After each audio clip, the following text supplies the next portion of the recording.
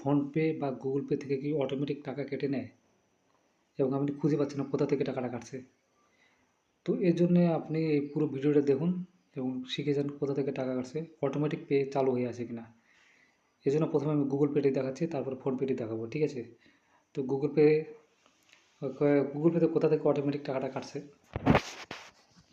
সেখানে চলে যাচ্ছি।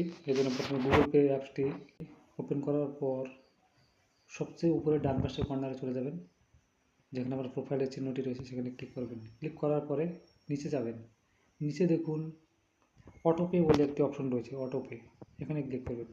এখানে আপনার যতগুলো অটোপে সেটিং করা রয়েছে সেগুলো সব দেখতে পাবেন। যদি আপনি বন্ধ করতে চান সেটাতে ক্লিক করবেন। ক্লিক করার পর দেখুন পাশে পজ লেখা আছে, PAUSE, পজ করে দেবেন। হয়তো আপনার মোবাইলে ওটিপি আসতে পারে, ওটিপি দিয়ে দেবেন, বন্ধ হয়ে যাবে এবং অবশেষে ক্যান্সেল করে দেবেন। এটাই হলো গুগল পে। সেম প্রসেসে আমি ফোনপেতেও দেখাচ্ছি কি করে আপনার ফোনপেতে অটোপে বন্ধ করবেন। এটা হলো গুগল পে। এবার ফোনপেতে দেখছি কীভাবে বন্ধ করা যায়। এবারে ফোনপে অ্যাপসটি খুলবেন।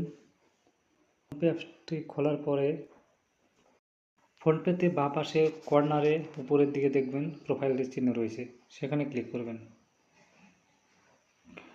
ক্লিক করার পর নিচে দেখবেন ম্যানেজ পেমেন্ট বলে লেখা রয়েছে, ম্যানেজ পেমেন্ট, সেখানে ক্লিক করবেন। ম্যানেজ পেমেন্ট ক্লিক করার পর নিচের দিকে যাবেন, নিচের দিকে দেখবেন অটোপে বলে লেখা রয়েছে। মোর অপশনে গিয়ে দেখবেন অটোপে, মোর অপশনের মধ্যে অটোপে লেখা রয়েছে, সেখানে ক্লিক করবেন।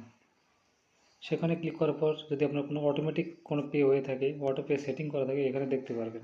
এভাবে আপনি যদি থাকে সেটাকে ডিলিটও করতে পারবেন এখান থেকে। প্রথমে পজ করবেন, পজ করার পর তারপরে সেটাকে ক্যান্সেল করে দেবেন, তাহলে আর পরবর্তীতে সেখান থেকে কোনো টাকা কাটা যাবে না।